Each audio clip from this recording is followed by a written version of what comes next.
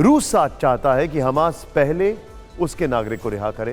Putin लगातार आरोप लगा रहे हैं कि यहां अशांति के लिए अमेरिका भी जिम्मेदार है। लेकिन पुतिन खुद क्या कर रहे हैं? क्या वो शांति वाले जुमलों के बीच परमाणु युद्ध की तैयारी कर रहे हैं?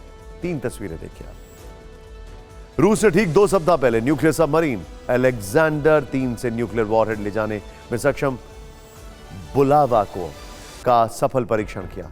2 दिन पहले खबर आई कि रूस अब साउथ पोल में सैटर्न 2 का टेस्ट करने जा रहा है और अब खबर आई है कि रूस ने न्यूक्लियर मिसाइल यार्ड्स की तैनाती कर दी है। ये 3 तस्वीरें क्या बताएंगे, ध्यान से देखिए।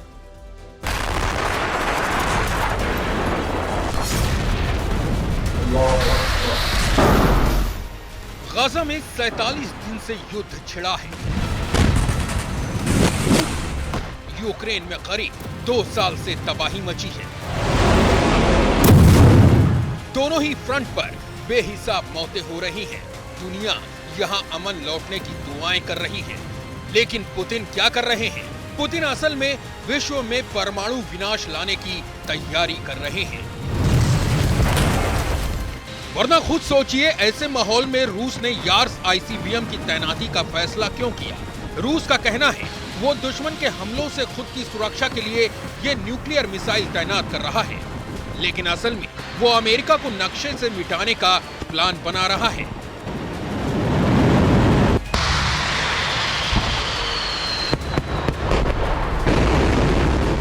ये वीडियो एक दिन पहले से सोशल मीडिया पर वायरल है। ये रूस का कलुगा रीजन है। यूक्रेन से सिर्फ 500 किलोमीटर दूर कोजेलेस्क बेस पर यार्स आईसीबीएम को तैनात किया गया है। इसकी टारगेट रेंज 12,000 किलोमीटर है। थर्मो न्यूक्लियर हथियार ले जाने में सक्षम है और पुतिन के एक इशारे पर पूरे अमेरिका में तबाही लाने की ताकत है। सबसे ज्यादा डराने वाली बात यह है कि कोजेलेस्क बेस पर यार्स को साइलो में लोड कर दिया गया है और पुतिन के परमाणु बटन दबाने की देर है।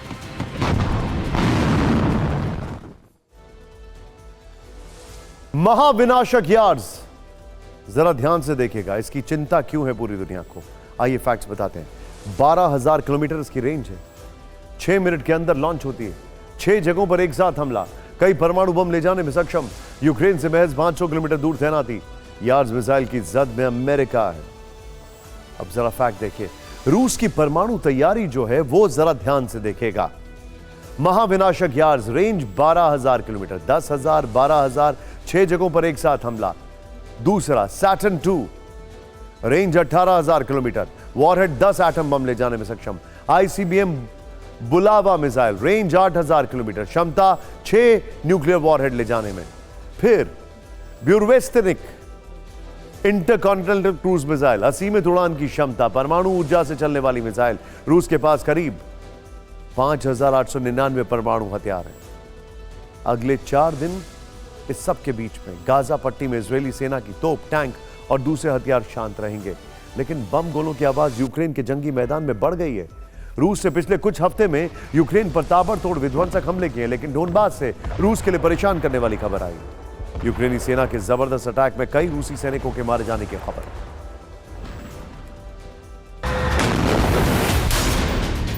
पिछले 47 दिन जब पूरी दुनिया का ध्यान गाजा पट्टी पर बरस रहे बमों पर था, उस वक्त रूसी सेना यूक्रेन पर विध्वंसक प्रहार कर रही थी। रूसी सेना ने डोनेस्क रीजन पर आरबीके 500 क्लस्टर बम से भीषण हमले किए।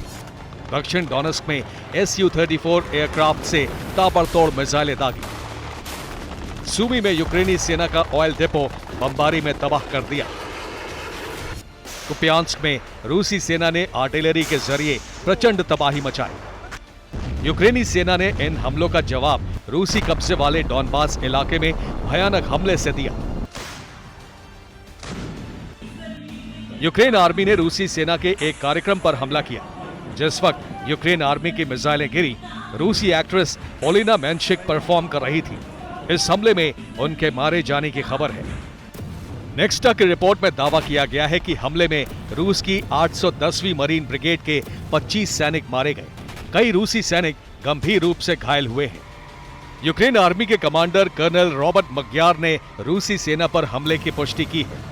यूक्रेन आर्मी के कमांडर ने कहा है कि ये हमला रूस के उस अटैक का बदला है जिसमें रूसी मिसाइल से यूक्रेनी सेना के कार्यक्रम को निशाना बनाया गया था। 5 नवंबर को हुए हमले में 20 यूक्रेनी सैनिक मारे गए थे। ब्रिटिश टैब्लॉइड द सन को दिए लेटेस्ट इंटरव्यू में यूक्रेनी राष्ट्रपति ज़ेलेंस्की ने कहा, रूस के खिलाफ तब तक युद्ध खत्म नहीं होगा जब तक रूसी सेना के कब्जे वाले सभी इलाकों को वापस नहीं ले लिया जाता।